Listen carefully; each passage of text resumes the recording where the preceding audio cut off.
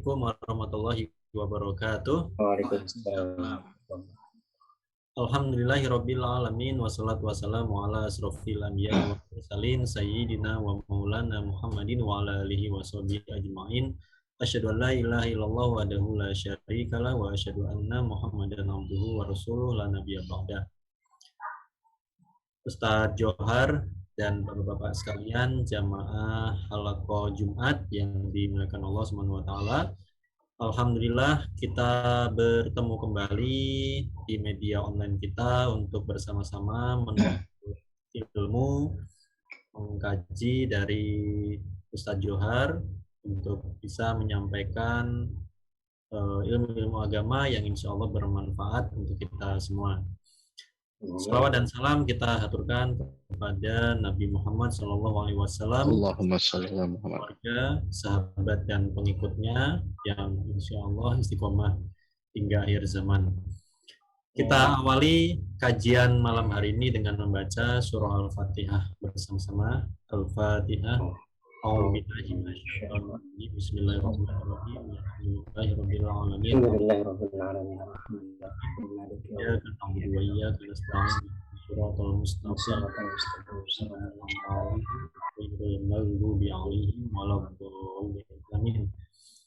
Semoga Allah memberkahi pengajian kita pada malam hari ini. Amin. Amin. Bapak sekalian, untuk malam ini kita akan melanjutkan tema kita di 2 pekan yang lalu mengenai fikih kurban. Selanjutnya nanti Ustaz Johar akan menyampaikan lebih dalam tentang kurban. Nanti ada berapa sesi Ustaz untuk kurban ini? 2 kali ini atau sampai 3 kali? Ya, mudah-mudahan ya bisa selesai ya sampai malam hari ini. Ya, agar kita juga nanti bisa paham mengenai ibadah kurban ini, karena mungkin ya banyak juga hal-hal yang salah dan itu lumrah ya yang terjadi di masyarakat berkaitan dengan kurban, ya baik itu penyembelihannya ya ataupun tata caranya dan sebagainya. Ya dulu waktu saya mengelola kurban di daerah-daerah pelosok itu juga ya banyak cerita-cerita yang lucu lah. Habis disembelih itu belum mati itu hewannya, itu langsung dipotong itu si anunya, kambingnya itu untuk rebutan kayak gitu kan, padahal belum meninggal kan, itu kan nggak boleh kan, belum mati secara tuntas sudah dipotong itunya karena rebutan. Terus ada yang dicancangnya itu lehernya yang diginiin kayak gitu. Kenapa gitu? Ya biar darahnya nggak ngalir ke bawah kayak gitu. Biar enak katanya gitu kan. Ya macam-macam itu cerita di daerah-daerah itu. Termasuk misalkan pas nyembelih itu ada yang langsung dicuk begitu kan, biar langsung mati gitu kan, harusnya kan matinya biar alami sampai tuntas gitu ya, sampai habis itu langsung ambil jalan pintas. Itu ada apa sih, saya agak lupa itunya, itu saluran langsung ditusuk begitu, jadi biar langsung mati itu juga ada. Nah mungkin nanti Ustaz Johar bisa bahas lebih dalam mengenai fikih kurban. Kita persilahkan kepada Ustaz Johar untuk menyampaikan materinya. Silakan Ustaz. Terima kasih Ustaz Imam. Bismillahirrahmanirrahim. Assalamualaikum warahmatullahi wabarakatuh. Waalaikumsalam warahmatullahi wabarakatuh. Alhamdulillahirabbil alamin wa bihi nasta'in ala umuri dunya waddin. Wassalatu wassalamu ala asyrafil anbiya'i wal mursalin wa ala alihi wa sahbihi ajma'in. Subhanaka la ilma lana illa ma 'allamtana innaka antal alimul hakim. Rabbi shrah li sadri wa yassir li amri wahlul 'uqdatam min lisani yafqahu qawli, amma ba'du. Bapak-bapak, sahabat-sahabat yang dirahmati Allah Subhanahu wa taala. Alhamdulillah, pertama sekali kita senantiasa memanjatkan rasa syukur kepada Allah Subhanahu wa taala atas limpahan nikmat karunia yang diberikan kepada kita pada malam hari ini. Alhamdulillah Allah pertemukan lagi untuk kita mengkaji ilmu di antara ilmu Allah Subhanahu wa taala melalui majelis yang sudah kita rutinkan setiap hari Jumat ini. Sebelum saya melanjutkan, kira-kira suara saya jelas? Ya, mudah-mudahan tidak ada halangan. Kalau ada backsound agak rame, ada banyak anak kecil di samping. Ada banyak ponakan-ponakan yang datang. Jadi agak rame. Selanjutnya mungkin kita langsung saja. Jadi pada pertemuan sebelumnya kita sudah membahas tentang masalah kurban, tapi kita mendahului dengan masalah hewan sembelihan. Kalau saya tidak salah ingat ya, hewan sembelihan, karena ya intinya sama sih, berkaitan erat begitu. Nah, kita masih menggunakan satu kitab, artinya ini panduan saja kitab ini. Apa yang kita bahas nanti ya bisa melebar sana sini sesuai dengan yang biasa kita lakukan. Nanti banyak tambahan atau banyak diskusi, ya bisa dari banyak sumber nanti yang akan kita bicarakan gitu. Tapi paling tidak kita punya satu panduan buku, sehingga kalau nanti kita ingin merujuk suatu saat ketika kita membutuhkan lagi ilmu yang kita pelajari itu, kita bisa tahu, oh kita bisa dapat di buku ini. Nah, kita menggunakan kitab Fiqhus Sunnah karya salah seorang ulama namanya Syekh Sayyid Sabiq. Kemarin kita membahas tentang penyembelihan berdasarkan syariat. Artinya apa yang disebut dengan hewan sembelihan, kapan kita dibolehkan memakan hewan sembelihan, kapan sembelihan itu dianggap sah dan lain sebagainya. Sudah kita bahas. Kemudian, nah pembahasan selanjutnya ada masalah berburu. Setelah berburu, nanti ada pembahasan tentang hewan kurban.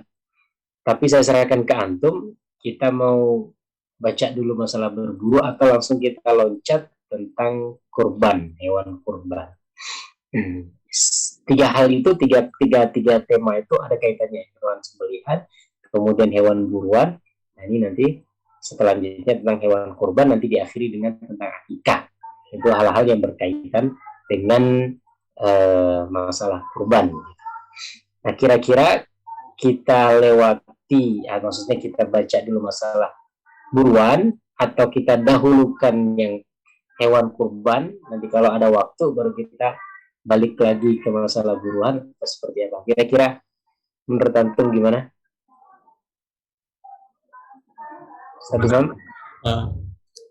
Langsung ke kurban dulu saja. Ya, kita ke kurban dulu ya. Kalau ya, hitung-hitungan tanggal, kemungkinan ke tanggal 20 nih. Kalau semuanya rutin setiap Jumat masih ada 3 kali. Nah, kita habiskan dulu kurban kalau nanti masih ada waktu. Mudah-mudahan kita bisa kembali lagi sedikit ke masalah buruan. Okay. Tapi yang penting dulu, insya Allah kita akan menghadapi sama-sama ibadah kurban. Ya kan? Karena hajinya dibatalkan. Kan dibatalkan ya. Kan hajinya ada nih. Sudah 2 tahun ini. Oh, nggak haji ya tahun ini ya? Di Indonesia tidak ada lagi. Nggak ada. Semua nggak ada, kayaknya lokal saja Pak Didi. Ya. Dibatasi 60.000 orang. Kalau tahun lalu 10.000, sekarang 60.000. Dari Indonesia juga ya nggak ada yang memberangkatkan sebenarnya, karena memang sudah tidak boleh. Nggak boleh naik haji ke tempat lain, nggak boleh ya? Halaman berapa ya Ustaz? Ke tanah yang tidak suci ya. Kita insya Allah di halaman 370, halaman PDF. Halaman buku 370. Halaman buku 370, oke. Halaman buku 370.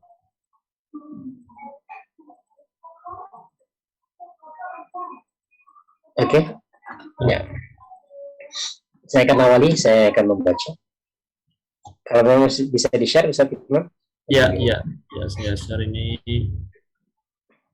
Oke, silakan Ustaz. Bismillahirrahmanirrahim. Hewan kurban.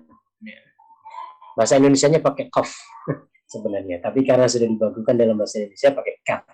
Makanya ketika kita menulis ejaan bahasa Indonesia dari bahasa Arab, itu ya gimana ya, nggak bisa benar-benar 100% gitu.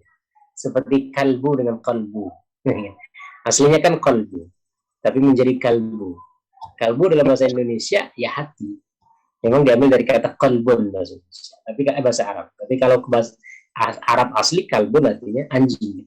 Tapi karena Renungan, sudah renungan kalbu, renungan anjing. tapi karena sudah dibakukan menjadi bahasa Indonesia ya, di kamus KBBI sudah pakai itu ya sudah, kita ngikut saja kan, ada pakar bahasa. Sama kayak zikir itu kan aslinya zal ya. Ya. Tetapi kalau dalam bahasa bakunya jadi zikir. Maka kadang-kadang ada bertanya, alhamdulillah itu ejaannya gimana? Insya Allah ejaannya gimana? Ya kan? Kemudian apalagi ya sudahlah, ejaan yang penting dipahami. Kan insya Allah ada yang pakai y atau pakai sh atau dipisah atau tidak dipisah. Kalau menurut saya memang tidak bisa dipastikan ke dalam, artinya nggak bisa. Ya kalau dipisah berarti jadinya salah gitu. Tidak juga sih, karena kalau kita pakai bahasa Indonesia nggak bisa kita ukur dengan bahasa Arab. Seperti contohnya ada yang bilang kalau insya Allah, kalau dipisah ya, insya Allah itu memang secara bahasa Arab insya artinya membuat, menciptakan, mengadakan, mengarang. Insya Allah berarti mengadakan Allah, kan tidak mungkin. Itu kalau dari bahasa Indonesia. Jadi kita ke bahasa Arab kan seperti kalbu dengan kalbu. Tapi ketika kita maksudnya insya Allah itu ketika Allah berkehendak dan sudah dipahami oleh kita sebagai penulis dan yang menerima tulisan itu, ya silahkan. Atau mau disambung langsung insya Allah jadi satu, kan silahkan. Atau dikasih tiga, insya Allah, kan begitu ya. Insya Allah. Kalau secara bahasa Arab memang betul insya Allah. Jadi ada tiga kata. In apabila sya berkehendak, Allah apabila Allah berkehendak. Nah, karena ada beberapa pertanyaan kira-kira gitu. Ini tiga kata, insya Allah atau insya Allah, ya gitu ya. Atau jadi satu insya Allah. Ya sudahlah, kalau saya ya secara pribadi juga, yang penting kan sama. Seperti assalamualaikum. Assalamualaikum kita tulisnya satu kata, assalamualaikum. Kalau secara bahasa Arab, assalamualaikum. Kan dua kata ya. Alhamdulillah. Maksudnya dua kata, alhamdulillah. Tapi ketika kita menulis dalam bahasa Indonesia, sudah malah tiga kata itu, alham sama li sama Allah sebenarnya.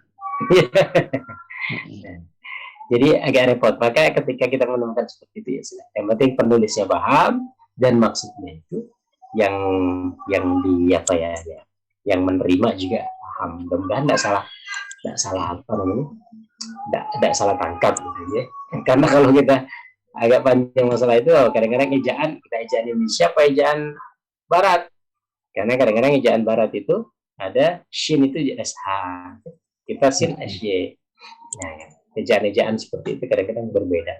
Kita nama orang Arab ya, nama orang Arab ketika di bahasa Inggris kan atau di bahasa Romawi kan gitu kan kadang-kadang nggak sesuai dengan bacaannya.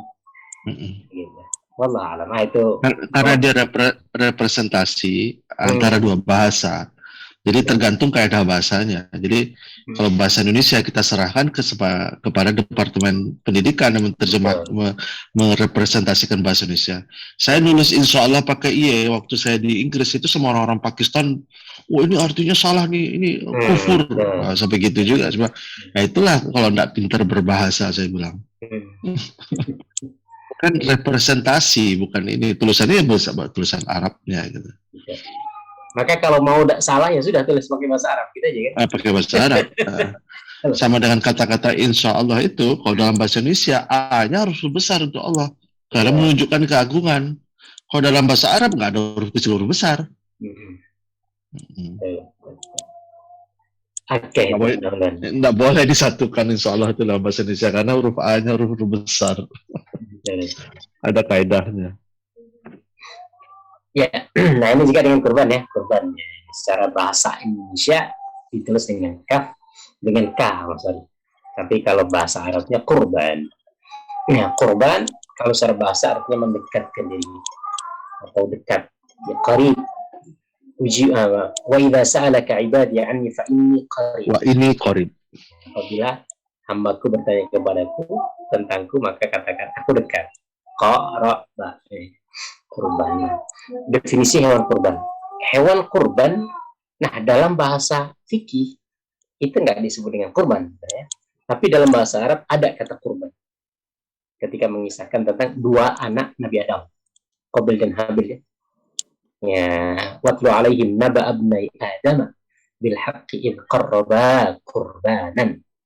Dan ingatlah, artinya ingatkan Muhammad kepada kaummu kisah tentang dua anak Adam ketika mereka mempersembahkan kurban.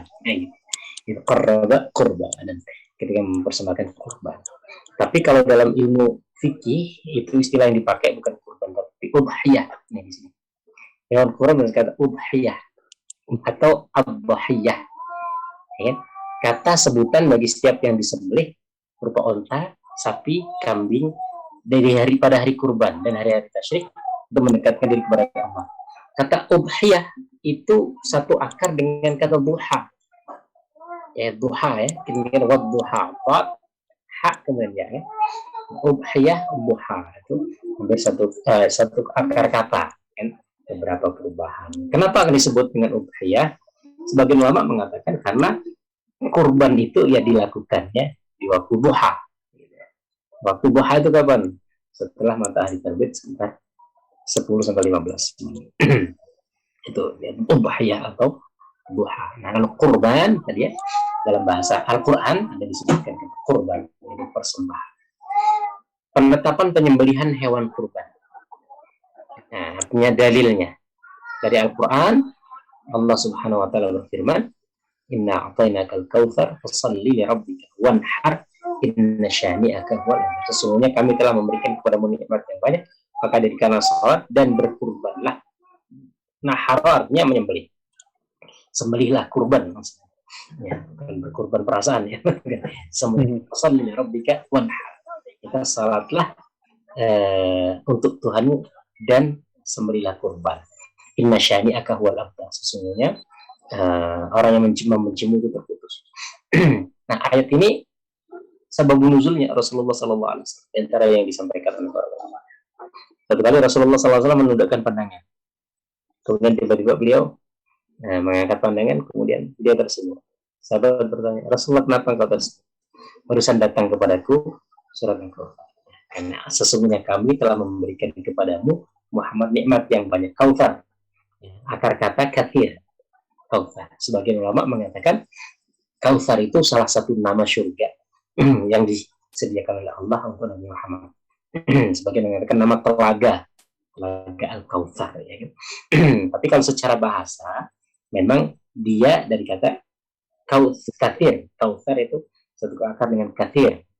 Artinya ya nikmat surga, nikmat telaga itu kan juga merupakan nikmat yang banyak.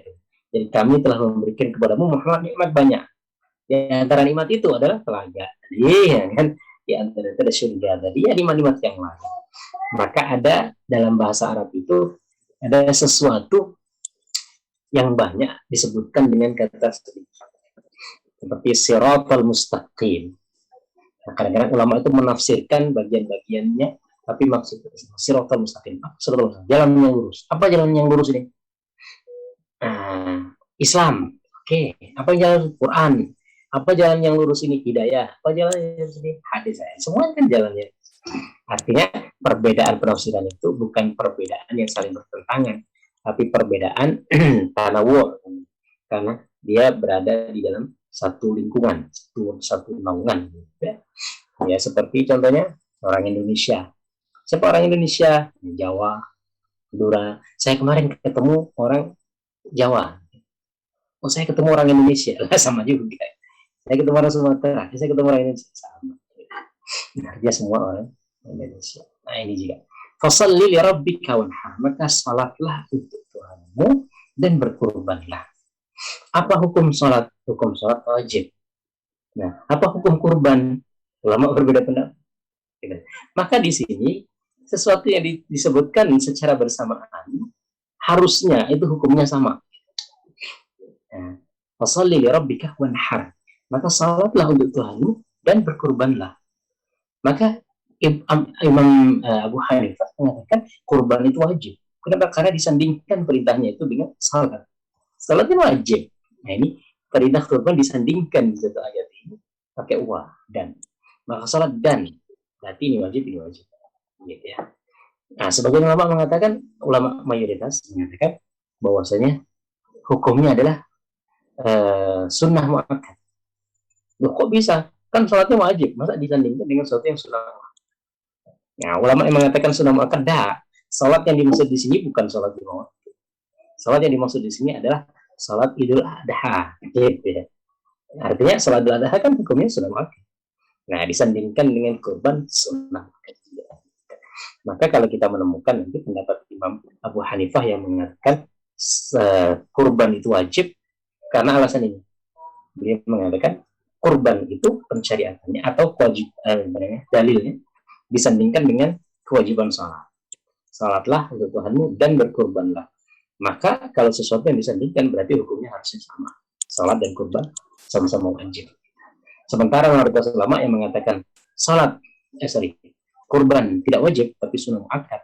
Dalil mereka salat yang diperintahkan di sini bukan salat lima waktu, tapi salat Idul Adha. Ya. Maka salatlah Idul Adha dan kurbanlah. Salat Idul Adha sunnah muakkad. Maka sandingannya kurban juga sunnah muakkad, gitu ya. Jadi alasan gitu ya. Itu di antara alasan. Nah, kadang-kadang kita ini mengetahui hukum tanpa mengetahui alasan. Sehingga kadang-kadang ini salah, ini enggak. Ya, gitu. Kenapa Imam Abu Hanifah mengatakan kurban itu wajib? Padahal Rasulullah mengatakan sunnah. Gitu ya.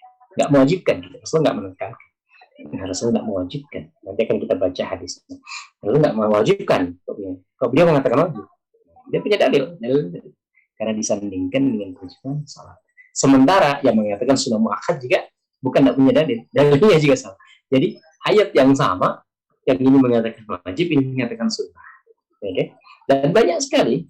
Maka perbedaan dalam Islam ini tidak selalunya perbedaan yang berarti bertentangan. Karena ayat Quran, hadis-hadis Nabi SAW juga membuka peluang orang itu untuk berbeda pendapat. Jangankan ayat yang berbeda, gitu ya, atau hadis yang berbeda. Kadang ada hadis yang memang berbeda. Satu merintahkan ini, satu merintahkan ini. Namanya mukhtalaful hadis. Kalau dalam kajian hadis itu ada disebut mukhtalaful hadis. Hadis yang seakan-akan bertentangan. Nah, ada yang kadang-kadang dua hadis. Satu hadis saja itu kadang-kadang bisa beda. Gitu. Jadi ada yang mengatakan wajib, dalilnya itu yang mengatakan sunnah. Dan lain sebagainya. Banyak. Kemudian itu dalil ya, pensyariatan kurban yang mengatakan wajib maupun yang mengatakan sunnah ayatnya ini. Kemudian dalam Al-Quran juga disampaikan dalam surat Al-Hajj wal budna ja'alnaha lakum min sya'airillahi lakum fiha khair, dan telah kami jadikan untuk kamu unta-unta itu sebagian dari syiar Allah. Artinya dalam unta itu ada pensyariatan kurban, yang kurban itu adalah syiar Allah Subhanahu wa ta'ala. Kamu memperoleh kebaikan yang banyak padanya. Berkurban di sini maksudnya adalah menyembelih hewan kurban. Disebutkan dalam hadis Nabi SAW, Rasulullah menyembelih hewan kurban dan kaum muslimin pun menyembelih hewan kurban, serta mereka sepakat terkait ketentuan berkurban. Itu tadi dalil dari Al-Quran, kemudian amaliyah Nabi. Oke, saya baca lagi selanjutnya dari hadis. Oke, keutamaan berkurban. Maka di sana ada hadisnya, ma'amila adamiyun min amalin yawman nahri ahabbu ilallahi min ihraqid dam wa ash'ariha wa adnafiha wa inna ad-dama la yaqa'u min Allahi bimakanin qabla an yaqa'a 'ala al-ardi fatibu biha nafsan. Tidaklah seorang manusia melakukan suatu amalan pada hari kurban. Hari kurban berarti di tanggal 10 Dzulhijjah. Ya, yang lebih disukai oleh Allah daripada menumpahkan atau menumpahkan darah, menyembelih. Artinya amalan terbaik di hari kurban tanggal 10 dan ditambah dengan hari-hari tasyrik yang lain, yaitu 3 hari setelahnya. Tidak ada amalan yang lebih baik selain, artinya ada amalan yang lain, sholat ada, ngaji ada, gitu ya, sedekah ada, amalan lebih banyak, amalan zikir ada, amalan-amalan banyak. Tapi yang paling baik dilakukan di hari-hari kurban itu adalah Artinya ya, salat adalah amalan yang baik, tapi dilakukan di hari itu yang lebih utama adalah mengalirkan darah yang menyembelih kurban. Sesungguhnya pada hari kiamat kurban itu akan datang dengan tanduknya, rambutnya, kukunya, dan sesungguhnya darah benar-benar menempati suatu tempat dalam pandangan Allah. Artinya darah dari yang dialirkan dari hewan itu sampai kepada Allah sebelum dia jatuh ke bumi. Maka dalam Al-Quran dikatakan, "La yanalallaha luhumuha wa la dima'uha, walakin yanalut taqwa minkum." Jadi yang sampai itu bukan barangnya, tapi ketakwaannya. Artinya darah itu sebelum sampai ke tanah, dia dengan ketakwaan sudah sampai kepada Allah Subhanahu wa taala. Ya. Sampai di sini mungkin saya silakan. Mungkin Ustaz Imam kita bergiliran seperti biasa. Ya, baik. Saya lanjutkan Ustaz ya. Bapak. Hukum berkurban. Berkurban adalah sunnah muakkad dan makruh meninggalkannya padahal mampu melakukannya. Ini berdasarkan hadis Anas yang diriwayatkan oleh Bukhari dan Muslim bahwa Rasulullah SAW berkurban dengan 2 ekor biri-biri berwarna hitam bercampur putih dan bertanduk. Beliau menyembelih kedua biri-biri tersebut dengan tangan beliau sendiri dan beliau menyebut nama Allah serta bertakbir. Muslim meriwayatkan dari Ummu Salamah bahwa Rasulullah SAW bersabda, "Idza ra'aitum hilala dzil hijjati wa arada ahadukum ayyudhi falyumsik an sya'rihi wa adfarih." Jika kalian melihat hilal Dzulhijjah dan salah seorang di antara kalian ingin berkurban, hendaknya dia menahan diri dari rambut dan kuku-kukunya. Kalimat ingin, ya, satu paragraf lagi ya, dihabiskan sekali. Oke, kalimat ingin berkurban merupakan dalil bahwa hukumnya sunnah bukan wajib. Diriwayatkan dari Abu Bakar dan Umar bahwa mereka berdua tidak menyembelih kurban atas nama keluarganya lantaran khawatir itu akan dipandang sebagai kewajiban. Ya, nah, dari sini dalilnya tadi sudah ya, dalil yang dari ayat Quran, kemudian dari hadis. Idza ra'aitum hilala dzil hijjah wa arada, dan mau atau ingin berarti kan wajib. Karena kalau wajib ya ada ingin, tak ingin harus dilakukan. Tetapi yang mengatakan wajib bukan ingin itu maksudnya akan. Seperti saya ingin sholat duha, saya ingin sholat duhur, bukan berarti sholat duhur itu sunnah. Tapi saya akan melaksanakan. Artinya yang mengatakan kurban itu wajib, hadis ini tidak menghalangi dari pandangan itu. Karena apa? Karena dikatakan ingin, ini bukan ingin artinya dalam keadaan mau atau tidak mau terserah, tapi ingin maksudnya akan. Kalau ada melihat hilal kemudian akan berkurban, seperti saya akan sholat zuhur, bukan berarti sholat zuhur sunnah, tapi saya akan sholat zuhur, ya. Mungkin sudah terbersih dalam hati untuk melaksanakan sholat zuhur. Ala kulli hal, itu pandangan ulama, tapi mayoritas mengatakan bahwasanya hukum dari ibadah kurban adalah sunnah muakkad, sunnah yang ditegakkan. Dari dalil-dalil Quran dan hadis tadi sudah disampaikan, ada juga amaliyah dari sahabat. Karena Umar bin Khattab dan Abu Bakar pernah datang kurban sebagai contoh bahwasanya ini bukan wajib loh. Ya, mereka mencontoh. Maka sebagian ulama mengatakan kalau sesuatu itu dilakukan secara terus-menerus, maka kadang-kadang ulama itu perlu ngasih contoh dan meninggalkan sekali-kali supaya tidak dilakukan, tidak dianggap wajib, ya. Tapi kalau nggak pernah dilakukan oleh orang, maka ulama harus mencontohkan supaya apa? Supaya orang tahu bahwasanya ini sunnah dan suatu sunnah yang benar-benar ditinggalkan oleh umat, oleh kaum, ya. Nggak pernah diketahui. Maka seorang ulama harus memberi contoh bahwasanya ada sunnahnya loh, ya. Kemudian, kalau dilakukan terus-menerus, maka kadang-kadang perlu kita untuk meninggalkan supaya orang tua itu nggak wajib. Maka tarawih juga begitu. Kadang-kadang sebagian ulama ada yang nggak, ya sekali 2 kali dia nggak tarawih dalam sebulan. Kenapa? Ya biar nggak dianggap wajib tarawih. Karena kita semua tahu tarawih itu sunnah. Tapi masalahnya sekarang orang awam itu suka menilai ulama. Masa ulama nggak sholat tarawih kan gitu jadinya kan. Nah ini kiai besar nggak sholat tarawih lah, kita harus sholat tarawih kan sunnah gitu ya. Nah kalau melakukan sesuatu yang nggak diketahui, kan kadang-kadang begitu. Jadi repot. Nah maka saya sering menyampaikan kesalahan kita dalam beragama sekarang itu, pasien itu ngikut dokter itu disuruh ngikut pasien. Jadi orang awam itu disuruh ngikut ulama.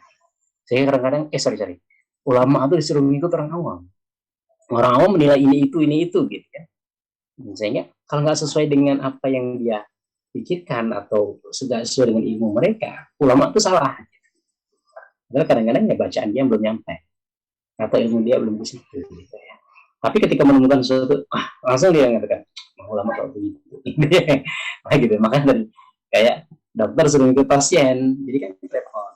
Ya. Jadi, nah itu kadang-kadang agak tantangan gitu ya, kadang-kadang tantangan di masyarakat. Nah ini tadi ya memahamkan bahwasanya ini tidak wajib atau ini ada sunnah yang ditinggalkan, kita perlu ungkapkan. Nah orang itu tidak tahu dalilnya, dianggap bid'ah gitu. Nah padahal ya ada hadisnya gitu, ada gitu. Ya itulah. Nah di sini Umar bin Khattab kemudian Abu Bakar pernah menunjukkan. Nah kalau di zaman sekarang sudah pasti dia omongin itu uang besar tidak kurban gitu, kayak lagi punya uang gitu. Nah itulah kadang-kadang kita seperti itu. Ini tentang pensyariatan kurban. Tapi Rasulullah SAW, Allah alam setahu saya Rasulullah nggak pernah meninggalkan kurban setelah kurban itu diwajibkan ya. Tapi tadi Abu Bakar ingin memberi contoh bahwasanya ya itu tidak wajib. Silakan lanjut. Ya. Ustaz, sorry maaf. Silakan Pak Andri. Ya, maksud dari menahan diri dari rambut dan kuku-kukunya apa tuh? Oh iya, tidak dianjurkan. Nah ini juga ya, menahan diri artinya membiarkan. Kuku dengan rambut-rambut dibiarkan.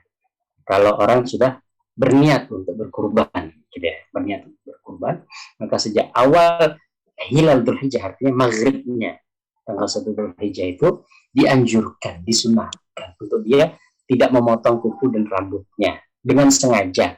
Dengan sengaja maksudnya ya dia bukan hanya memotong, tapi ya mungkin kuku rambut dicabut gitu ya. Artinya diputuskan dari tempatnya. Itu maksudnya membiarkan, ada dibiarkan. Tapi apa hukumnya? Enggak wajib. Dan dia tidak menghalangi sahnya ibadah kurban.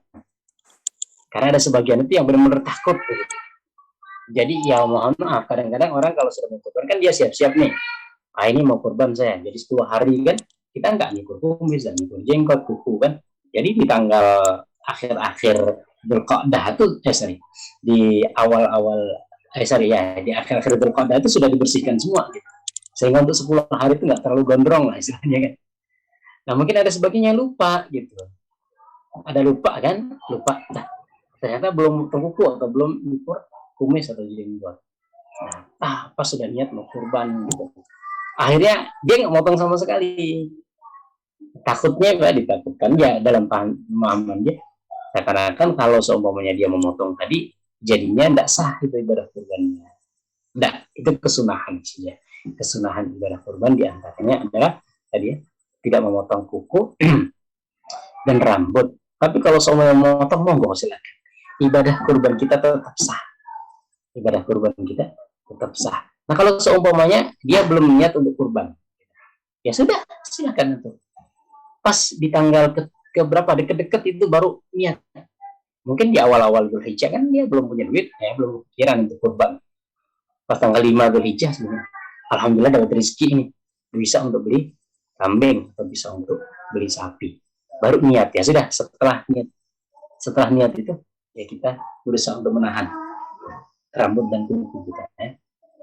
Itu maksudnya Pak Andri, jadi tidak memotong atau tadi melepaskan dari tempatnya dengan sengaja. Kalau tidak sengaja, tidak masalah.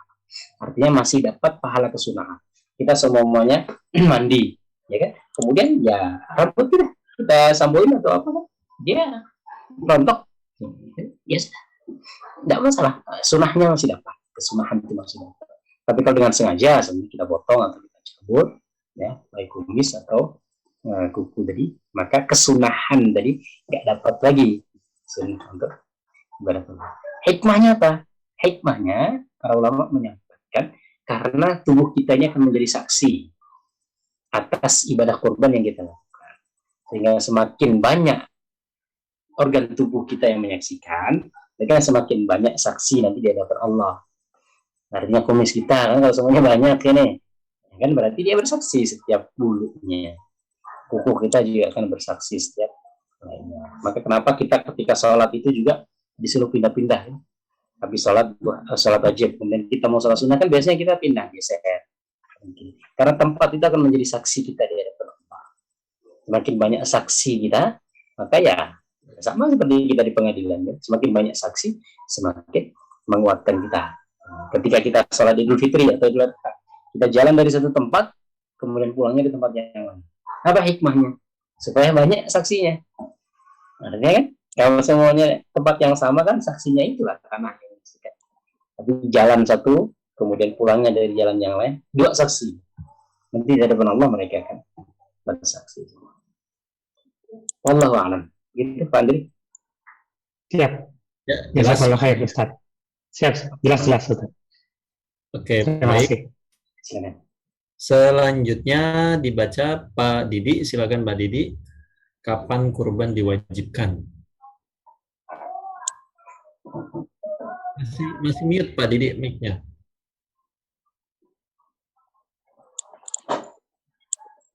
Karena udah tamat satu halaman tadi itu saya baca. Kapan kurban diwajibkan? Berkurban tidak diwajibkan kecuali pada salah satu dari dua hal berikut.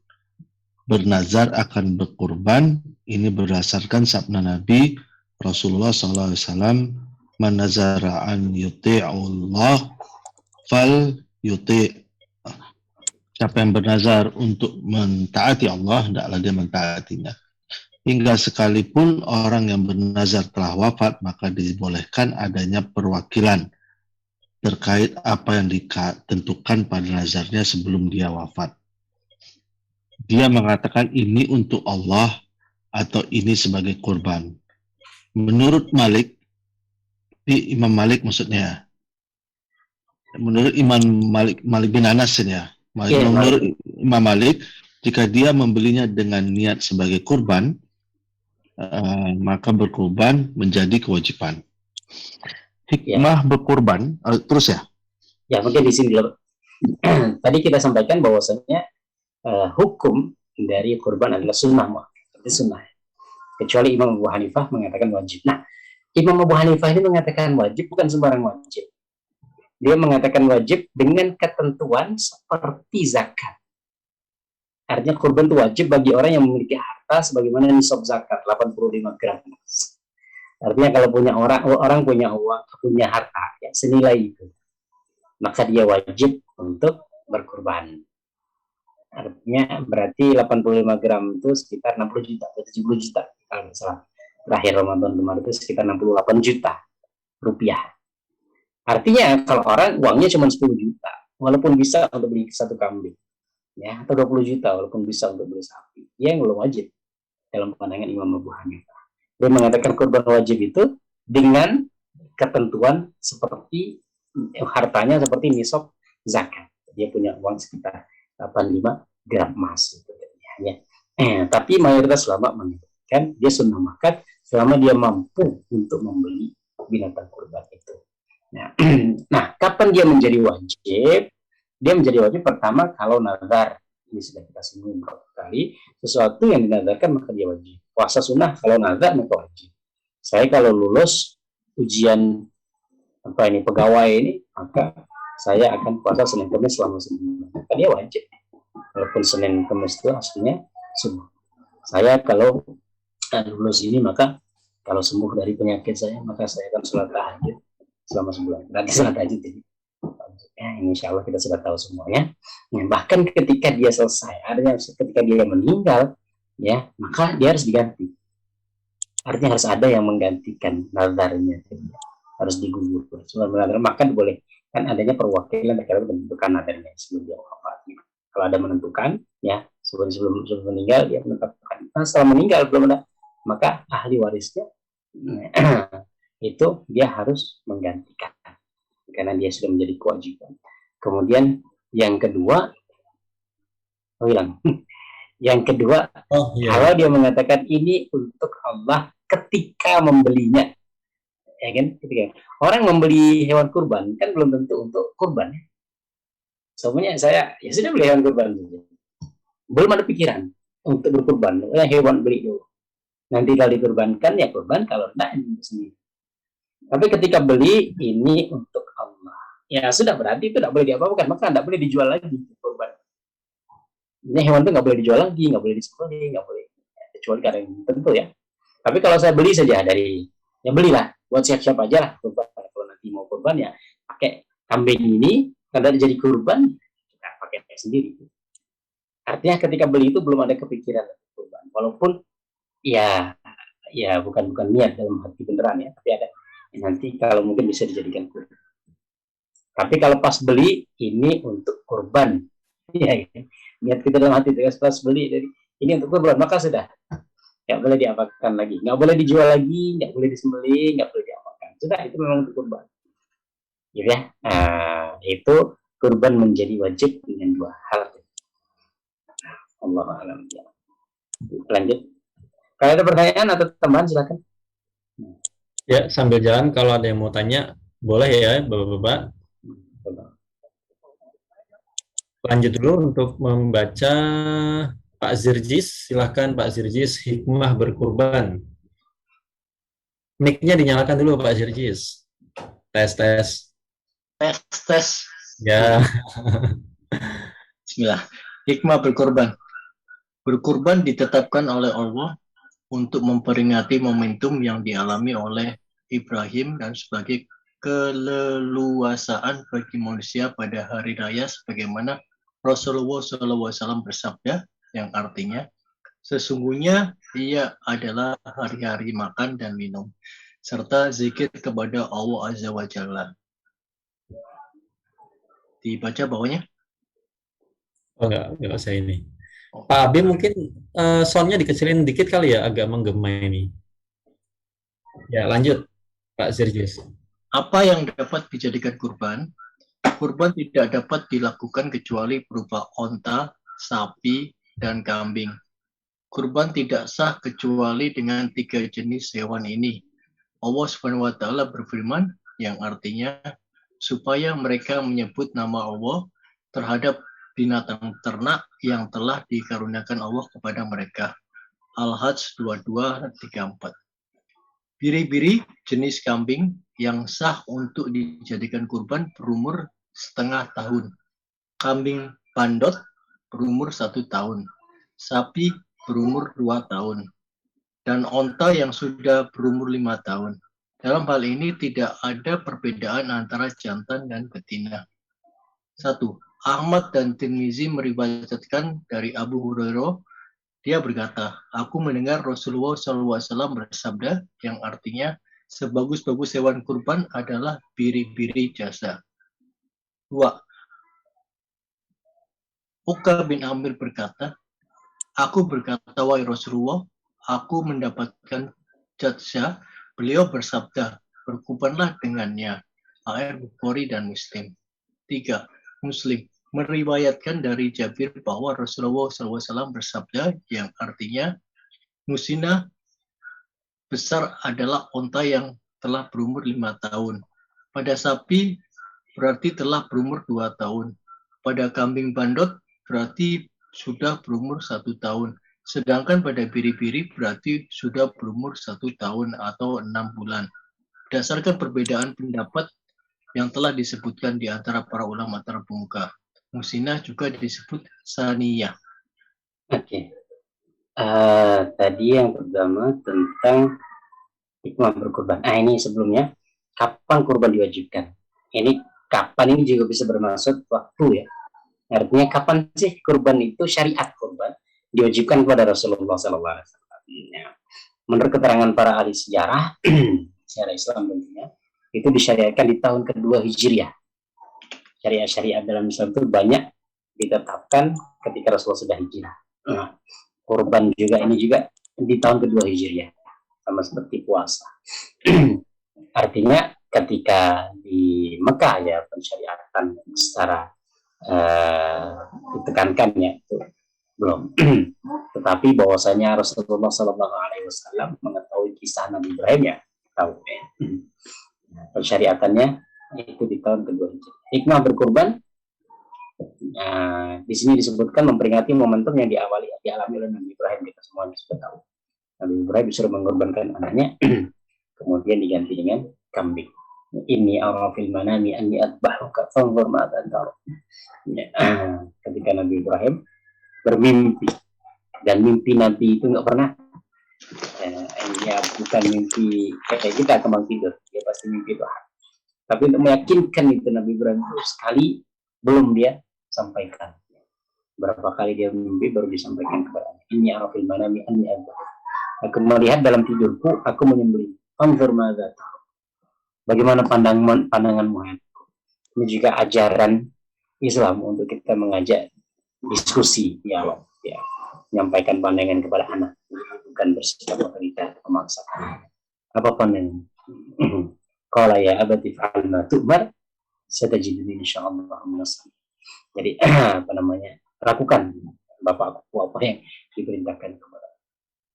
Kemudian selanjutnya ya sebagai bentuk syukur kepada Allah atas apa yang diberikan kepada kita, nikmatnya sampai di hari ini Allah memberikan kita nikmat, kita punya materi yang cukup untuk kita berkorban. Kemudian yang ketiga juga hikmahnya ya untuk berbagi kepada orang yang mungkin membutuhkan. Apalagi di Indonesia daging itu mahal, jarang orang makan daging. Maka dengan kurban seperti ini, orang yang nggak pernah makan daging mungkin bisa punya kesempatan untuk dia makan daging. Artinya berbagi. Jadi antara hikmah dari kurban ya, selain yang disebutkan. Kalau disebutkan di sini kan cuma sekedar momentum, mengingatkan momentum apa yang dialami oleh Nabi Ibrahim alaihi salam. Kemudian hikmah yang lainnya juga menghidupkan sunnah Nabi Sallallahu Alaihi Wasallam. Kalau tadi seperti sudah disinggung, Nabi setelah disyariatkannya kurban itu, Rasulullah setiap tahun sedang berkorban. Kemudian apa yang dapat dijadikan kurban? Yang dapat dijadikan kurbannya, yang dapat dikurbankan itu adalah binatang ternak. Yang dimaksud dengan binatang ternak di sini adalah unta dengan berbagai macamnya. Unta juga bermacam-macam. Sapi dengan berbagai macamnya, termasuk lembu, dan juga kambing berbagai macamnya. Biri-biri, kemudian kambing Jawa atau kambing apa ya. Nah, bagaimana dengan ayam? Bukannya ayam juga binatang ternak. Dalam bahasa Arab ayam nggak disebut binatang ternak. Yang dimaksud binatang ternak ya. Maka kayak kuda, boleh tak kurban dengan kuda? Tidak, karena dia bukan binatang ternak. Ya kan?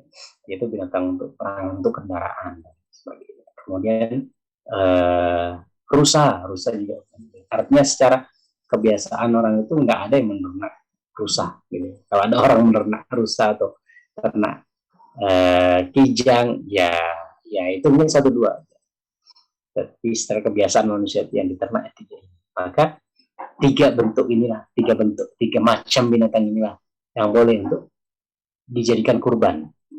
Maka kuda tidak boleh, kemudian ayam juga tidak boleh, walaupun memang ya banyak orang yang ternak ayam ya kan. Nanti kalau ayam boleh, bebek boleh ya, angsa boleh dan lain sebagainya. 3 ini. Kemudian ukuran tahunnya juga harus diperhatikan. Artinya kalau seumpamanya orang berkurban ayam nih, nyembelih ayam di hari kurban, maka nggak disebut kurban. Tapi kalau dia mau sedekah, sah sedekahnya. Kalau tidak salah Ibnu Abbas itu pernah sedekah ayam. Kalau saya tidak salah Ibnu Abbas atau Ibnu Hasim. Kalau Ibnu Abbas sahabat Rasulullah, Ibnu Hasim ini salah satu ulama itu beliau itu pernah nyembelih ayam di hari kurban. Tapi karena memang tidak dapat tidak punya untuk kurban kambing, sehingga ya sudah daripada nggak mengurban sama sekali, dia membeli ayam kemudian dibagi kepada fakir miskin. Bukan untuk niatan kurban, tapi untuk berbagi sedekah biasa. Nah, ketika yang disembelih bukan dari 3 macam dan itu, sedekahnya sah. Ada orang nanti juga ada syarat-syarat ya, cacat dan lain sebagainya itu. Itu kan tidak boleh, artinya nggak sah untuk dijadikan kurban, tapi itu dijadikan sedekah, sah dapat pahala. Seumpamanya binatang itu buta, kemudian kita sembelih di hari kurban, maka penyembelihan itu nggak disebut penyembelihan kurban, nggak sah disebut kurban. Tapi dagingnya sah untuk dimakan. Dagingnya ketika disedekahkan, kita dapat pahala sedekah. Maka harus dibedakan. Bukan berarti kemudian dagingnya nggak boleh dimakan, jadi haram. Nggak, dia tetap dagingnya halal. Ya. Kalau disedekahkan dapat pahala sedekah, bukan pahala kurban. Ya kan? Nah, begitu juga dengan umurnya. Di sini disebutkan umurnya. Kalau unta minimal 5 tahun. Setelah 5 tahun boleh. Ya. Sampai kapan? Ya sampai kapan saja. Tapi diusahakan jangan terlalu tua juga. Ya. Kemudian kalau kambing, sapi itu 2 tahun minimal. Masuk 2 ke 3.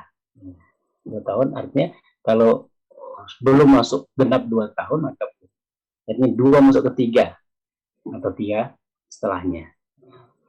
Kalau kambing domba, ya itu dia 6 bulan sudah boleh, setengah tahun. Maka kalau kambing yang Jawa itu dia 1 tahun, kambing bandot atau apa namanya, itu 1 tahun. Nah umur ini harus diperhatikan, karena kalau tidak tercapai umur itu maka kurban tidak sah. Walaupun untuk dianggap sedekah sah-sah, ya dianggap sebagai sembelihan sah-sah saja. Tetapi untuk dianggap sebagai hewan kurban, maka dia harus diperhatikan dari umurnya. Di sini disebutkan sebagus-bagus hewan kurban adalah biri-biri jada. Ya. Kemudian aku berkata Rasulullah, aku mendapatkan jada berkurban dengannya. Muslim meriwayatkan, janganlah kalian menyembelih selain musinnah. Musinnah secara bahasa yang berumur. Sin artinya umur. Nah, namun jika sulit bagimu, maka sembelihlah biri-biri jada. Artinya musinnah itu tadi kambing 1 tahun. Kalau tidak ada, maka boleh domba jada itu yang berumur 6 bulan. Itu sudah boleh. Oke. Itu diantara usia hewan kurban yang harus diperhatikan. Ya, silakan. Baik, lanjut Pak Adit, silakan. Pak Sesa, berkurban dengan hewan yang dikebiri. Mas Andri dulu deh. Kenapa? Belum siap, yang Mas Andri dulu aja. Bukan Pak Sesa maksudnya, Pak Aditya, bukan Pak Adi. Iya, sorry, lanjut. Pakai T. Suka GR ya. Berkurban dengan hewan yang dikebiri. Tidak masalah berkurban dengan hewan yang dikebiri. Ahmad meriwayatkan dari Abu Rafi, dia berkata, Rasulullah SAW berkurban dengan 2 domba berlemak, tidak mengeluarkan susu, dan dikebiri. Karena dagingnya lebih bagus dan lebih lezat. Ya. Kenapa dikebiri boleh? Karena bukan cacat. Kebiri ini kan bukan cacat. Dibolehkan. Katanya ada kambing banci. Wallah alam, ada nggak kambing banci? Cewek ada cowok gitu. Tapi ulama mengatakan kambing kalau banci dia boleh gitu. Tapi tidak tahu juga ada apa enggak ya. Tapi ya itulah, kadang-kadang ulama bikin kan dia sudah memberikan hukum pada sesuatu yang bisa jadi nggak kita temukan sekarang suatu saat gitu. Tapi dia dibolehkan karena laki-laki perempuan sama gitu. boleh jantan, boleh betina. Silakan. Ya. Hewan yang tidak boleh dijadikan kurban. Di antara syarat-syarat hewan kurban adalah bebas dari cacat. Dengan demikian, tidak boleh berkurban dengan hewan yang cacat seperti 1. Sakit yang tampak jelas penyakitnya. 2. Bermata juling yang tampak jelas kejulingannya. 3. Pincang yang tampak jelas kepincangannya. 4. Hilang otaknya karena terlalu kurus dan tidak bertulang otak. Rasulullah SAW bersabda, 4 yang tidak sah dalam kurban, bermata juling yang tampak jelas kejulingannya, sakit yang tampak jelas penyakitnya, pincang yang tampak jelas kepincangannya, dan hilang otaknya karena terlalu kurus yang tidak bertulang otak. HR Tirmizi, dia mengatakan Hasan Sahih. Nomor 5, hewan yang hilang sebagian besar telinganya atau tanduknya. Dalam hal ini termasuk juga hewan yang gigi-gigi depannya tanggal sampai akarnya. Hewan yang kulit tanduknya terkelupas, hewan yang buta, hewan yang berkeliaran di tempat gembala tetapi tidak digembalakan, dan hewan yang banyak kudisnya. Tidak apa-apa bila hewan itu gagap suaranya, terpotong ekornya, bunting, dan diciptakan tanpa telinga atau separuh telinga atau pantatnya. Yang paling sahih menurut mazhab Syafi'i adalah tidak sah berkurban dengan hewan yang terpotong pantat dan teteknya karena hilangnya bagian yang dapat dimakan. Demikian pula yang terpotong telinganya. Satu dikit lagi. Ya, Syafi'i berkata sama sekali tidak ada dalam ingatan kami dari Rasulullah SAW yang berkaitan dengan umur. Ya, yang berkaitan dengan umur, maksudnya tidak disebutkan tadi, tapi tidak disebutkan sebelumnya tadi tentang umur-umur. Maka ya inilah diantara hewan-hewan kurban yang bisa dijadikan kurban, karena kurban itu kan persembahan. Kita mempersembahkan kepada Allah, maka ketika kita mempersembahkan yang kurban. Nah, bagaimana kalau kita menemukan barang-barang yang seperti ini tadi ya, disembelih, dimakan sah, sedekahkan sah dalam bentuk sedekah, tapi untuk kurban tidak sah. Artinya kalau semuanya nemu ya sakit, hewan sakit, ya sudah, untuk kita sembelih, kita bagikan ya, tapi untuk kurban pincang semuanya kan. Nah, gimana kalau seumpamanya kecacatannya itu terjadi setelah dibeli? Artinya kita beli itu dalam keadaan baik, kan gitu ya, beli dalam keadaan baik. Kemudian dalam perjalanan, bukan dalam perjalanan ya, ketika kita rawat atau apa itu, ternyata kemudian dia mengalami hal-hal yang ini, tiba-tiba dia pincang gitu kan, atau kemudian dia sakit, tampak sakitnya dan lain sebagainya. Gimana kalau semuanya masih memungkinkan untuk diganti? Kalau memungkinkan untuk diganti ya, karena itu ya bisa dikatakan meragukan kan, kita ragu juga ya, nggak sah ya masih ya, tapi kalau nggak sah karena ketika belinya kita dalam keadaan baik ya, dalam keadaan, maka lebih baik diganti ya. Kalau memungkinkan diganti, lebih baik diganti. Kalau tidak memungkinkan untuk diganti, tidak ada lagi terlama ya, membolehkan, karena ketika dibeli dalam keadaan baik, maka dianjurkan membeli binatang untuk kurban jangan terlalu jauh dari hari kurban, dari hari kurban, jadi deket-deket aja, ya, deket-deket aja, supaya ini yang kita ketahui, artinya ya untuk mengalami hal yang seperti ini nggak terlalu jauh. Nah, bagaimana kalau seumpamanya ketika akan disembelih? Jadi pas dia mau disembelih, kemudian dia berontak, akhirnya dia lari, kemudian kakinya putus, pincang. Nah, gimana itu? Maka ulama mengatakan dia boleh, dia artinya dia sah. Atau ketika mau disembelih, kemudian dia kepalanya ya bergerak-gerak, ternyata pisau itu kemudian nusuk matanya, pisau nusuk matanya, akhirnya matanya kan buta, jadi buta sebelah. Gimana? Boleh. Soalnya karena itu sudah diproses, proses pengorbanan, maka insya Allah dianggap sah. Dia bukan cacat sejak ketika dibeli. Ya. Maka itu tadi, kalau semuanya kita mau beli ya usahakan dekat, jangan terlalu jauh, karena apalagi kita nggak biasa ngerawat ya. Kalau kita ngerawat, nanti takutnya ada apa-apa, kemungkinan jadi sakit, jadi itu dan sebagainya. Kita jadi ragu kan, ketika mau ini sakit, mau ditukar lagi nggak ada duit lagi kan, ya gimana ya? Atau kita serahkan kepada yang Allahu a'lam. Pak Ustadz Johar, tadi ada salah satu kategori yang dibilang apa tadi kalau nggak salah, binatang ternak tapi yang tidak berada dalam lingkungan ternak atau apa tadi itu nggak boleh. Oh ya, itu maksudnya Allah alam, saya kurang bisa memastikan, tapi kalau tidak salah itu seperti kambing liar. Oh, oke. Ya, seperti kambing liar. Jadi kambing, ya mungkin kambing ternak kita, saya juga kurang tahu ada nggak kambing liar. Karena seperti keledai itu kan. Keledai itu ada yang halal, ada yang tidak halal. Jadi yang liar tidak halal dan itu mungkin kambing ini maksudnya kambing liar gitu ya. Ada apa enggak kamu? Kambing liar.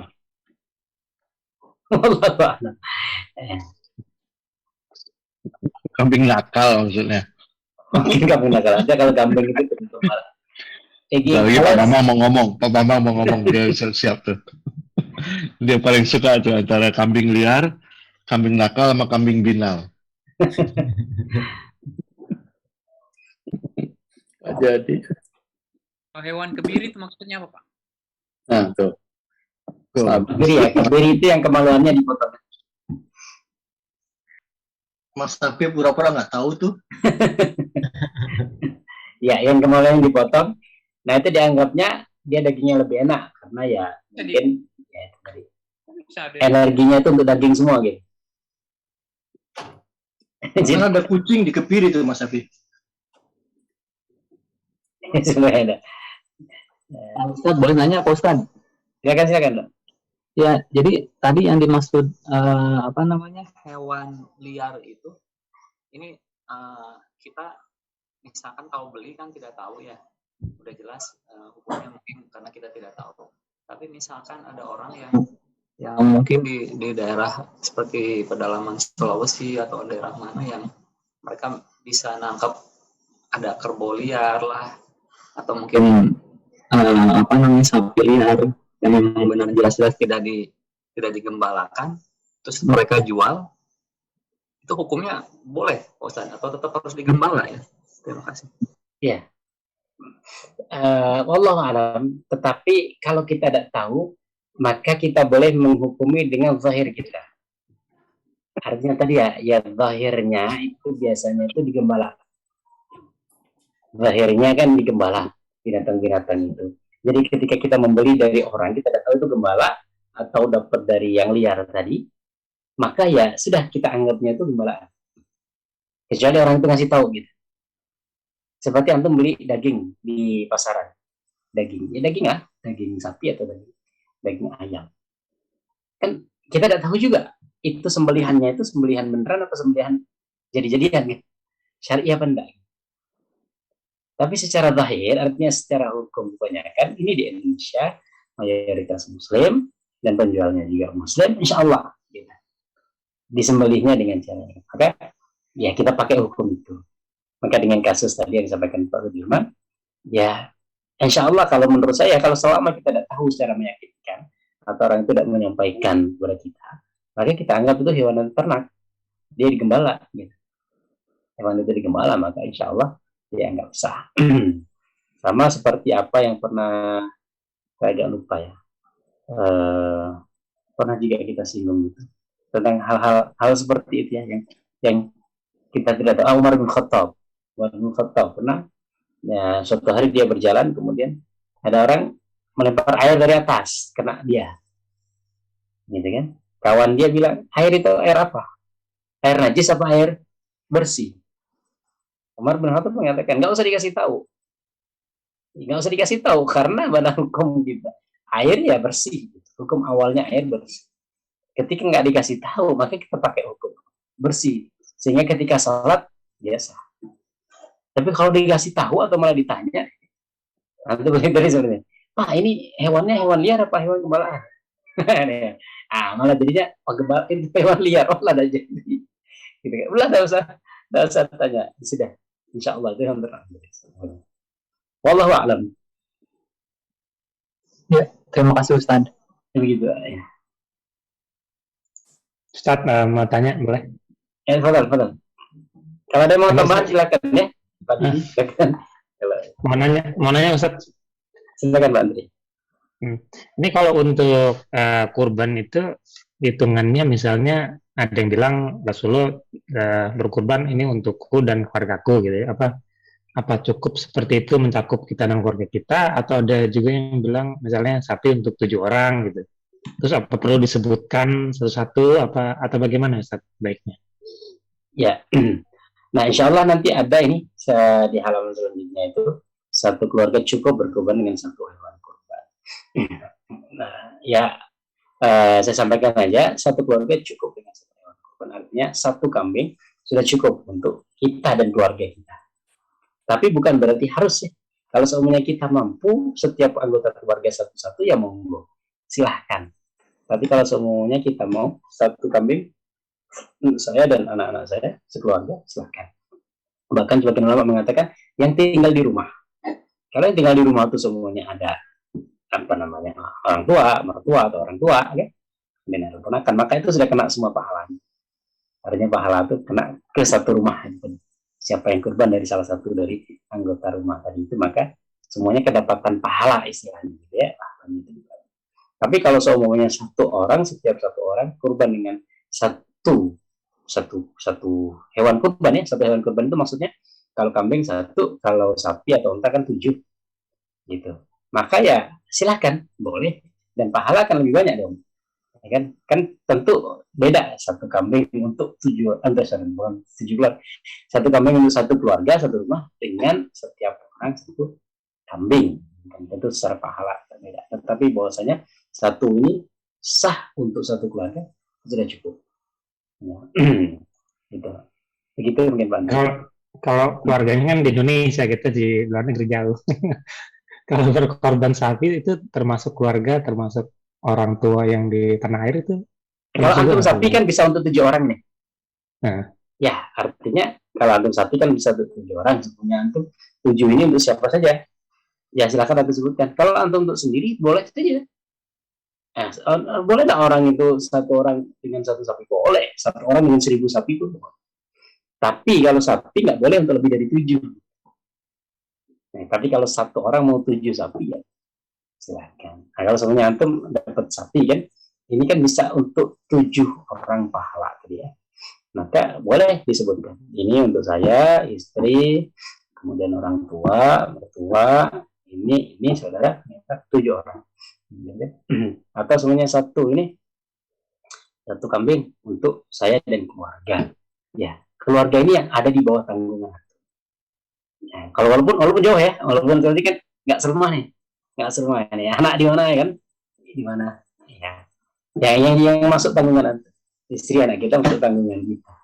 Tetapi kalau semuanya ada orang yang tinggal serumah dengan kita yang bukan tanggungan kita ya, semuanya ada ponakan atau semuanya ada orang tua atau mertua, itu bisa masuk bagian dari, artinya Allah alam, kita tidak tahu ya masalah pahala ya, karena ya Allah bisa membagikan pahala kepada siapa saja, maka itu masuk bagian dari mendapatkan pahala dari kita. Siap. Terima kasih. Ustaz, kalau misalnya ada orang yang mau berkurban, tapi sebenarnya dia juga mempunyai hutang gitu sama orang, yang didahulukan yang mana? Ya. Tergantung nanti hutang jatuh tempo atau tidak. Kemudian hutangnya ini mendesak atau tidak. Nanti pertanyaan adalah, boleh tidak kita berkurban dengan uang hutangan? Ya kan? Berkurban dengan uang hutangan. Sebenarnya kalau secara ini ya, lebih baiknya sih nggak perlu memaksakan. Kalau kita pakai patokan lebih baiknya ya, kan nggak usah memaksakan gitu. Karena ini juga bukan wajib. Ini kan sunnah. Kalau memang tidak mampu ya tidak perlu terlalu memaksakan. Tapi untuk dikatakan boleh atau enggaknya ya boleh. Karena dalam kehidupan kita juga orang umroh haji banyak ya, sama-sama ibadah gitu. Karena dia sekarang banyak orang haji mungkin dia sudah bayar memang. Bayar kan. Tapi untuk keperluan dia berangkat, di tasakuran, kadang-kadang setiap minggu ada tasakurannya. Nanti kan kadang-kadang ngutang juga. Ya kalau kita katakan tidak boleh ibadah yang ngutang, kan banyak ibadah haji yang ngutang orangnya ya. Kemudian umrah juga ada sebagian dia yang ngutang. Walaupun tidak baik karena memaksakan. Tapi untuk boleh tidaknya boleh. Artinya boleh kita ketika kita punya hutang itu tidak mendesak, boleh kita berkurban. Kalaupun kita mau berkurban dengan berhutang kepada orang juga boleh. Selama kita masih memiliki kemampuan untuk membayar ya, nggak harus membayar ketika itu ya, kita tahu ya pendapatan kita berapa, seperti cicilan rumah kita atau cicilan apa namanya, cicilan motor, cicilan kendaraan. Karena kalau harus tidak punya hutang baru berkurban, saya rasa ini alam sekarang mungkin banyak orang yang bisa kurban. Karena banyak orang kaya cicilan rumah nggak selesai 20 tahun, 30 tahun ya, masih punya hutang juga. Gitu. Kemudian ya motor, kendaraan, dan lain-lain, cicilan-cicilan perabot-perabot banyak. Nah, kalau seumpamanya kita katakan tidak boleh berkurban ketika orang punya hutang, pertama banyak orang yang tidak berkurban. Yang kedua, banyak orang yang beralasan tidak berkurban karena punya hutang ya. Padahal dia ada tuh di uang nih. Artinya bulan ini ada dia tabungan, mungkin ada 5 juta, 10 juta kan, tabungan ada. Masa ini masih punya hutang nih, rumah belum lunas-lunas kan. Akhirnya tidak kurban juga. Alasan. Maka secara hukum boleh. Ya, secara hukum boleh selama tadi hutang itu tidak mendesak dan orang yang memiliki piutang kepada kita ini dia tidak mendesak untuk meminta dan kita bisa mengkalkulasikan, menghitung keadaan keuangan kita. Wallahu a'lam.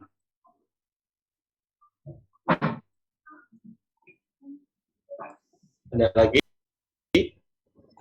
yang mau ditanyakan? Oke, kalau nggak ada kita baca sekali lagi ya Ustadz ya. Yes, sir. Waktu penyembelihan. Ini. Pak Andri, silakan Pak Andri. Baik. Bismillahirrahmanirrahim. Waktu penyembelihan.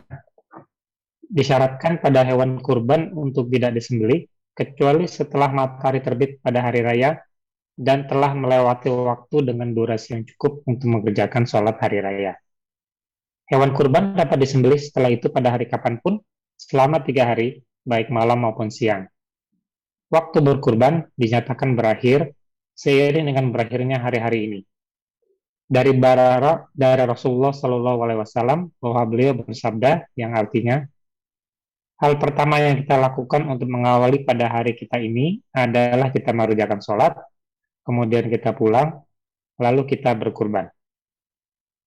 Siapa yang melakukan itu, maka dia telah mengikuti sunnah dengan benar.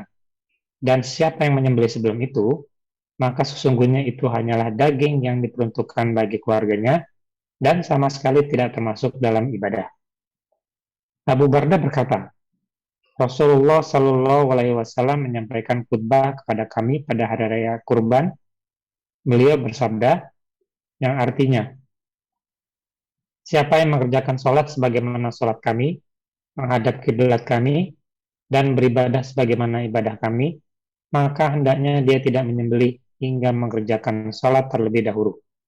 Bukhari dan Muslim meriwayatkan dari Rasulullah Shallallahu Alaihi Wasallam bahwa beliau bersabda, yang artinya, siapa yang menyembelih setelah sholat, maka sesungguhnya dia menyembelih hanya untuk dirinya sendiri.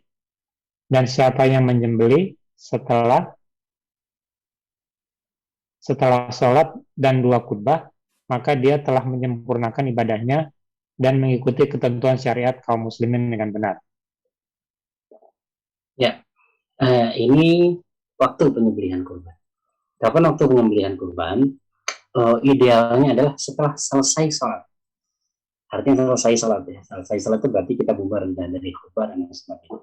Tetapi kalaupun seumpamanya sebelum selesai sholat itu orang berkurban sudah boleh. Maka di sini disebutkan disyariatkan hewan kurban untuk disembelih kecuali setelah matahari terbit dan telah melewati waktu dengan durasi yang cukup untuk mengerjakan sholat Idul Adha, hari raya Idul Adha. Sholat hari raya itu kira-kira ya, berapa menit? Kira-kira berapa menit? Orang sholat 2 rakaat.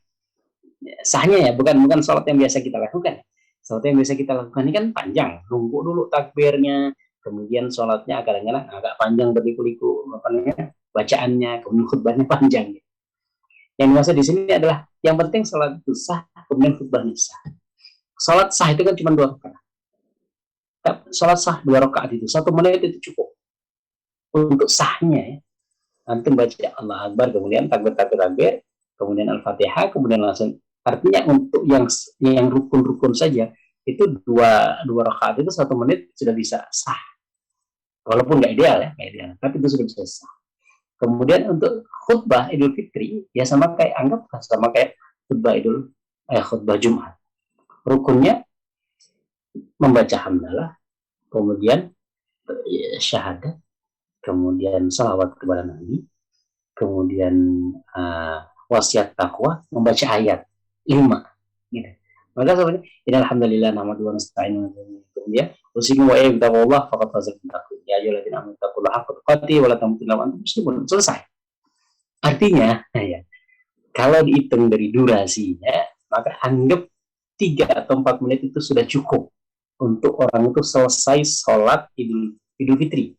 Sholat Id lah, Idul Fitri maupun Idul Adha dengan sholat dan khutbahnya sudah dianggap sah.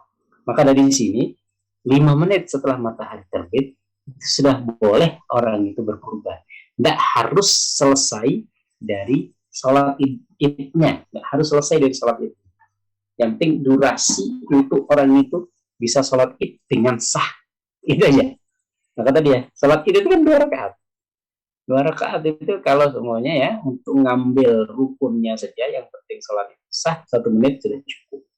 Ya, kemudian tadi untuk khutbahnya itu juga nggak sampai 1 menit bisa cukup. 1 menit cukup. Mukaddimah sih. Alhamdulillah nama sampai usikum wa iyyaqullah fazal taqya ila dina taqullah. Kalau mau ada yang satu khutbah kan ada yang 2. Nah, maka dari sini seumpamanya itu agak buru-buru mau kurban, ya kan? Enggak sampai selesai nunggu orang selesai sholat id, maka 5 menit setelah matahari terbit syuruk namanya. Itu kalau dihitungan itu kan syuruk semuanya jam 6. Maka jam 6 5 menit ya sembelih dulu, saya mau berangkat. Sembelihnya mau walaupun belum selesai itu sholat id. Walaupun tadi saya sebutkan idealnya adalah ya kita sholat id, selesai sholat id kemudian kita kurban. Tetapi untuk sahnya 5 menit setelah matahari terbit itu sudah bisa untuk orang berkurban, ya, untuk berkurban jadi sudah dianggap sah untuk berkurban. Oke. Pak Ustadz, saya boleh nanya, Pak Imam? Silakan Pak Sudirman. Ya, sebenarnya ini saya lihat dari slide-nya mungkin buat minggu depan ya, cuman boleh duluan. Itu mengenai pembagian hewan kurban, Pak. Ya. Kan kalau di Indonesia ini hampir dari ujung kepala sampai ekor dalaman semua sama masyarakat diolah ya. Tuh. Nah, untuk pembagiannya sendiri, apakah memang ada kriteria, misalkan hanya untuk daging atau seperti apa? Satu itu. Terus yang kedua kan kadang ada kebiasaan, kadang orang yang memotong itu mungkin ya yang setahu saya kan kalau diperjualbelikan tidak boleh. Maksudnya ya udah nanti saya bayar kamu dengan kulitnya. Seolah tidak boleh gitu. Tapi kalau kita oke, nanti saya hadiahkan, mungkin silahkan itu hadiahkan ya.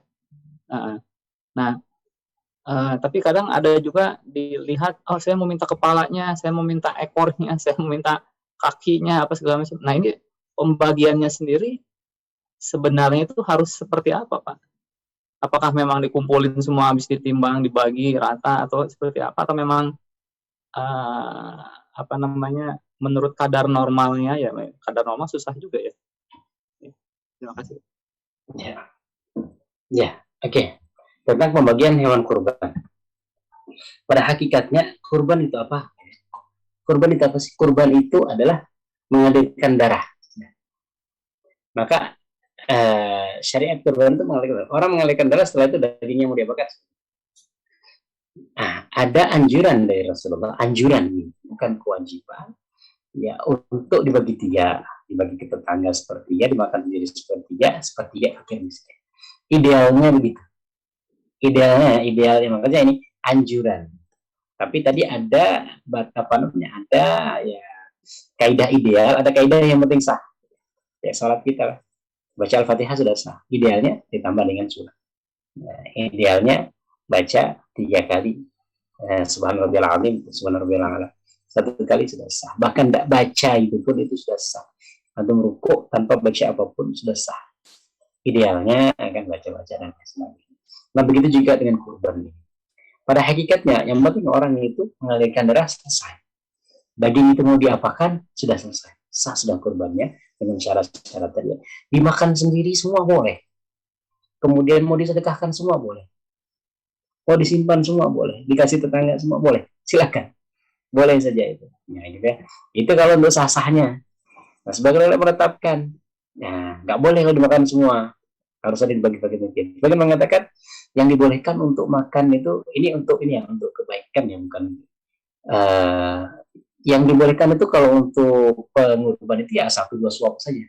Artinya 1-2 porsi aja dagingnya. Karena buat apa dia berkurban kalau tidak dibagikan kepada orang lain? Dia ngorban sendiri untuk makan sendiri dan lain sebagainya. Kan nggak ada hikmah kurbannya, nggak dapat. Tapi ulama-ulama mengatakan ya hikmahnya itu kan yang penting dia mengalirkan darah. Selesai dia mengalirkan darah, dagingnya mau diaturkan. Ya, itu yang pertama untuk pembagian daging kurban. Dia sebenarnya fleksibel saja. Ya, mau dibagi semua, mau dimakan semua, mau ya diserahkan semua silakan. Idealnya dibagi 3 tadi, pengurban sepertiga, kemudian tetangga kanan kiri sepertiga, kemudian orang fakir miskin sepertiga. Kemudian selanjutnya masalah menjual, masalah daging, apa namanya bagian tubuh dari hewan kurban ini. Yang bisa dimanfaatkan ya silakan dimanfaatkan. Kalau nggak bisa dimanfaatkan ya bisa silakan. Ya dibuang mau diapakan, tanduknya mau diapakan kalau nggak dibuang. Ya kan? Orang-orang Arab itu jeruan-jeruan nggak ada yang pakai, nggak usah dibuang semua. Kepala itu jarang ada yang, kalau nggak salah jarang dipakai, kadang-kadang dibuang. Kaki. Kalau orang Indonesia dari ujung ke ujung tadi ya, kata Pak Dirman dari ujung ke. Nah kalau masuk memang bisa dimanfaatkan, memang nggak dimanfaatkan. Kalau nggak bisa dimanfaatkan, ya mau diapakan lagi? Kakinya sebenarnya itu kaki itu ada kaki yang apa namanya kaki yang apal ya kan? Ya itu kan masih dibuang. Oke. Yang penting jangan dijual. Yang penting jangan dijual. Artinya barang itu bermanfaat atau nggak bermanfaat. Kalau dijual maka tidak boleh. Kayak tadi ya, ada seumpamanya kakinya tadi, kaki itu ya, kaki apa ya? Ya kaki kambing namanya kan itu kan kaki yang kapal itu, kan tidak mungkin dia mah. Tapi akhirnya bisa dijual. Dijual untuk apa? Dijual untuk pernik soalnya kan, untuk gantungan kunci. Nah, akhirnya dijual sama dia, maka tidak boleh. Kalau semuanya dibuang dia boleh, karena dia nggak bermanfaat. Maka kalau dijual justru malah tidak boleh. Karena niat kurban itu mempersembahkan, tidak boleh ada keuntungan itu dia, bukan jual beli. Nah, bagaimana caranya untuk menjual? Boleh untuk dijual, tapi sedekah kepada orang. Itu menurut Abu Hanifah boleh. Artinya uang itu jangan untuk kita. Ya. Jadi tadi ya, dijual ya, tapi uangnya itu bukan untuk kita. Tapi untuk ya untuk masjid lah, silakan untuk fakir miskin. Jadi jangan sampai kembali ke kita. Nah, ada sebagian yang untuk lebih selamatnya kasih saja kepada orang itu mau jual silakan. Karena kalau kita sudah memberikan, orang kita mau jual kan bukan kita yang korban, kita tidak boleh jual. Tapi ketika kita ngasih daging untuk ke orang itu jual, bukan urusan kita. Ya, itu sudah urusan dia. Walaupun ada sebagian ulama yang tidak membolehkan, karena sebagai bentuk penghormatan kepada orang yang memberi. Artinya kalau kita diberi daging, ya sudah kita konsumsi sendiri, tidak untuk dijual. Nah, tetapi pengharaman menjual daging kurban itu kan kepada pengorban, bukan kepada orang yang diberi. Ya gitu. Saya tidak berkorban, saya dapat. Ternyata saya lihat, waduh, daging saya terlalu banyak. Ya sudahlah, saya jual ke tukang bakso. Pemberian dari orang dari tukang kurban itu ke saya, dari saya, maka boleh saya apakan, mau saya buang, mau saya kasih ke orang lain, atau mau saya jual, itu sudah bukan lagi pengharaman, bukan masuk jadi pengharaman, karena pengharaman hanya kepada orang yang berkurban. Nah, kalau menghadiahkan gimana? Menghadiahkan kepada tukang jagal boleh, karena apa perbedaan antara jual beli dengan hadiah? Niat kita kan. Artinya barang itu berpindah dari kita. Ini dalam artian jual beli Atau dalam artian pemberian kan tergantungnya. Gitu ya. Artinya sesuatu itu bisa jadi sama aktivitasnya atau beda. Zina dengan nikah apa perbedaan? Ya mohon maaf lah kan. Sama itu aktivitasnya sama. Yang membuat dia ini kan nanti ada niatnya gitu ya. Nah, tadi kalau semuanya tukang jagal ya. Kita kasih hadiah sebagai hadiah dia jaga, maka boleh. Tapi bukan dalam bentuk upah karena dia jaga. Nah, ya upahnya saya kasih. Nah, untuk lebih selamat, ya sudah kita sediakan untuk upah dari uang pribadi kita, atau kalau semuanya dari masjid, dari uang kas masjid. Uang kas masjid ini untuk tukang jaga. Nah, daging itu mau dibagi juga ke tukang jaganya sebagai bentuk hadiah, ya silahkan. Nah, saya kemarin itu sempat, ya ini fatwanya sudah keluar dari Muhammadiyah. Allah alam untuk organisasi yang lain yang bersenjata. Masalah penjualan kulit. Kan tidak boleh memperjualbelikan daging kurban ya. Tetapi kalau yang memperjualbelikan itu bukan pengurban, nah kulit ini, mohon maaf, kulit ini pengurban tidak pakai. Ya kan? Kemudian masjid nggak boleh jual. Akhirnya dibuang-buang. Ya, ketika dibuang diambil sama tukang kulit lah, ya ngambil lah, dijadikan sebagai barang dia untuk. Maka kemudian solusi yang digunakan adalah takmir ini kan bukan pengurban. Takmir ini pengelola. Ya apa namanya? Panitia. Panitia ini pengelola.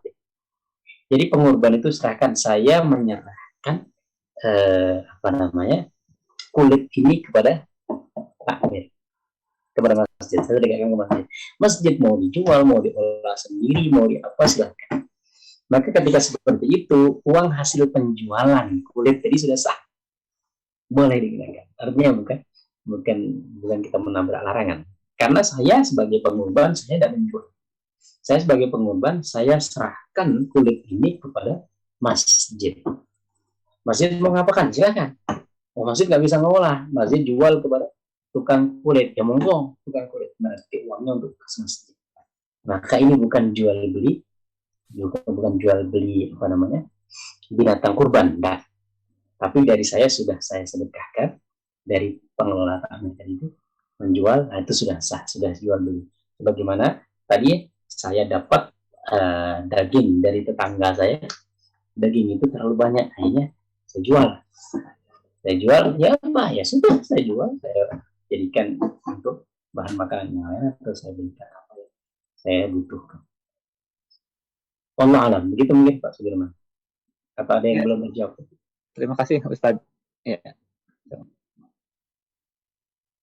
Ya baik, terima kasih Ustaz Johar dan juga Bapak-Bapak. Ada lagi yang mau ditanyakan? Cukup? Pak Adi belum sampai rumah Pak Adi ya. Jogging dulu kayaknya Pak Adi ini.